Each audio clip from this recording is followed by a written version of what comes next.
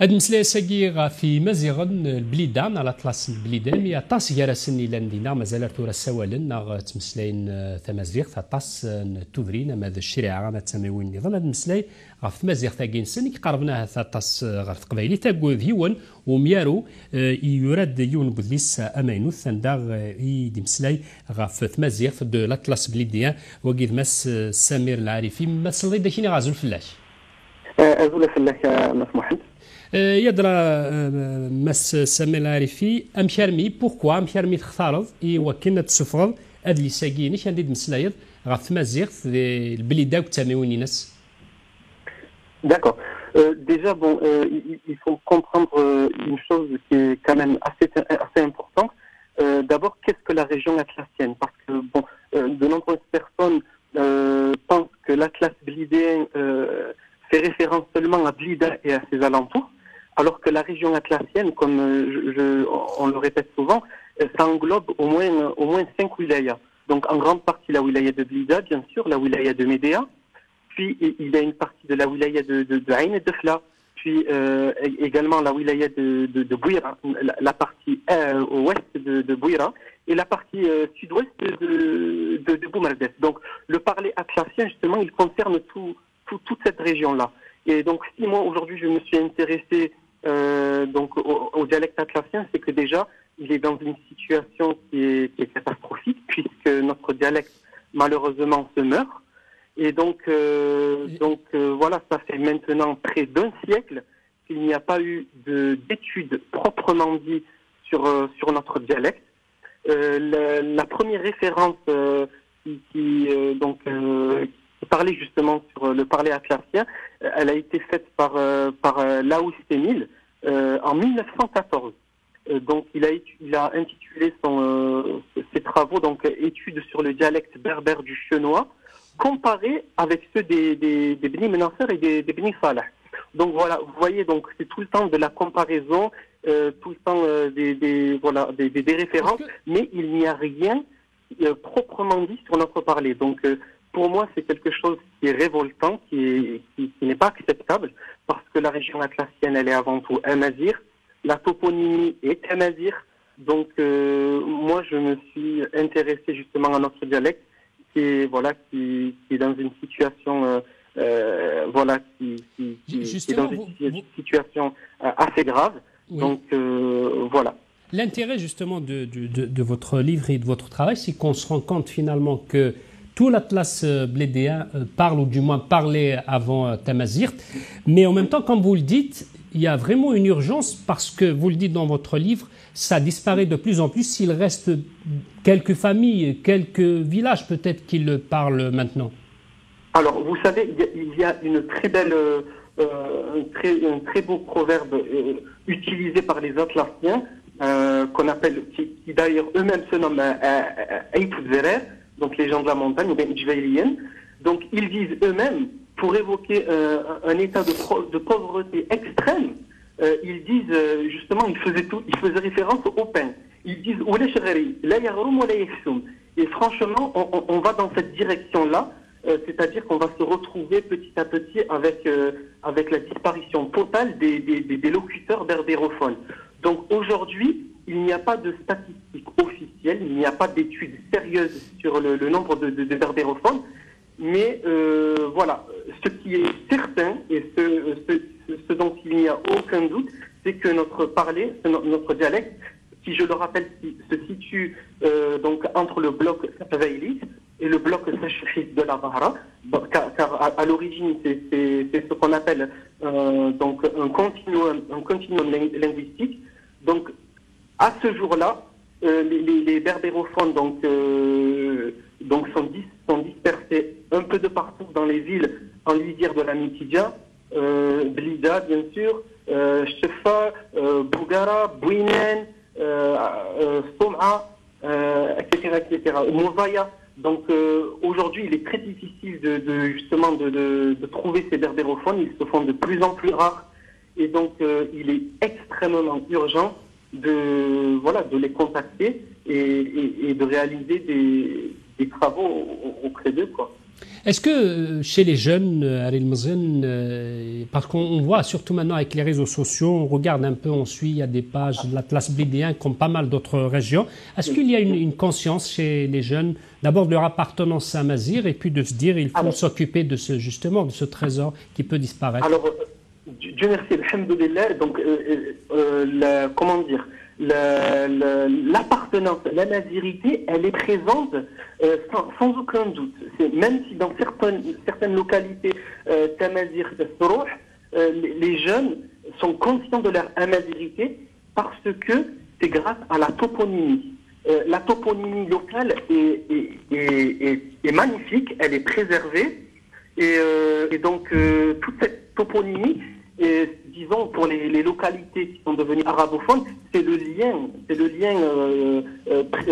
le premier lien qui prouve donc la mazérité de la région et la mazérité des gens eux-mêmes. Donc les gens le disent. Si aujourd'hui dans certaines localités on parle la Darija, on est conscient de notre mazérité et ça c'est magnifique.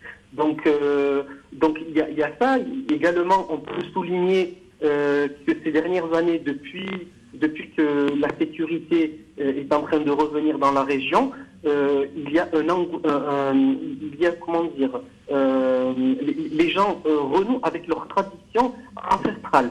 Par exemple, depuis ces dernières années, de nombreuses tribus de la région atlassienne renouent avec ce qu'on appelle les wa'da, les Erdès.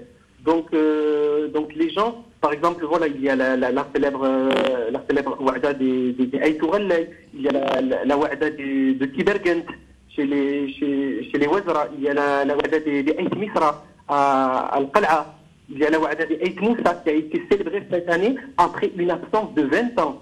Donc ce qu'on appelle la wa'da de Jama' al-Qarmoud. Donc Et le travail lui-même, le travail que vous avez fait, comment vous êtes déplacé donc chez les familles qui parlent, vous avez enregistré, comment vous avez pu avoir ce corpus de ces dialectes?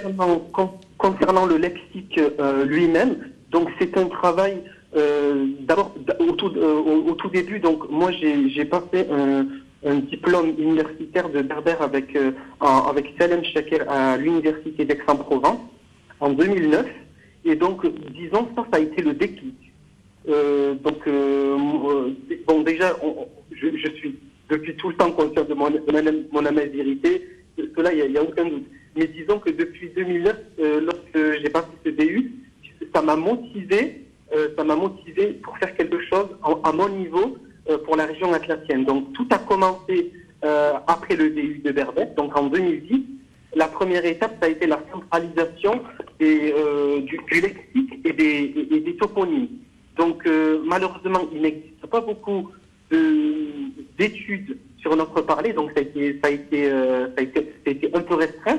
Mais voilà, j'ai centralisé toutes les informations que j'ai pu grâce aux travaux donc d'Émile Laous.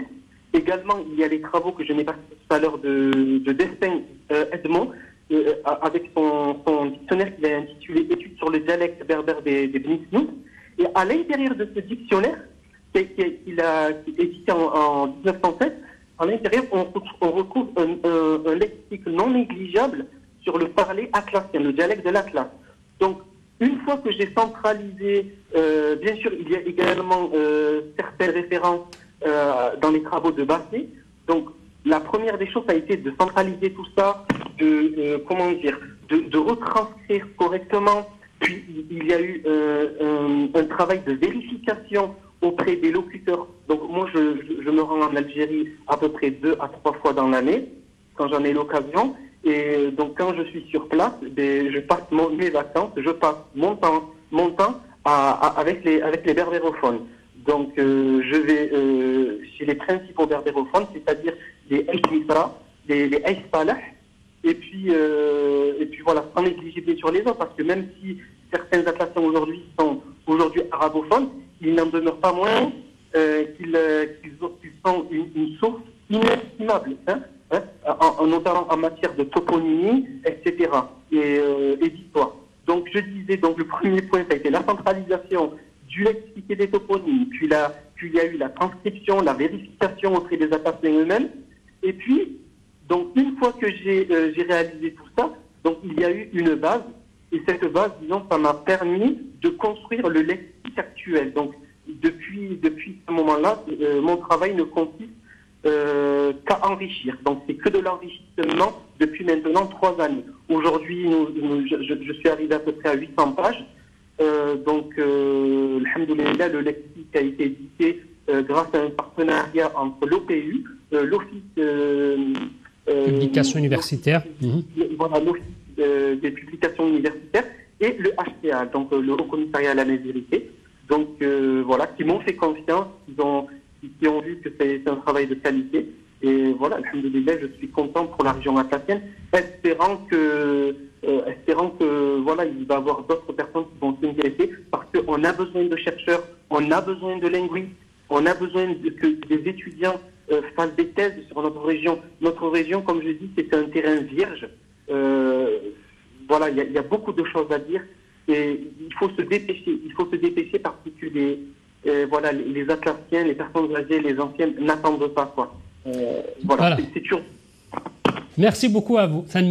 تنميرت مقران تنميرتي مس سمير العارفات سمشتي غير هذا اللي سين السماينوث التمازيغ دو لاتلاس بليديا يديفاني هي ذي ثمورفنا الجزائر غار لو بي او لو اش سي ا تنميرت تصا في القريشه كير يمي مازيغانا كنيدينا ان لاتلاس البليديا لان دي مديا لان ذي البليده بلندر ماذ البويراد وطاس نتامي وني غار شلف تنميرت طاس يكونوا غادي يقيمنا يذنخ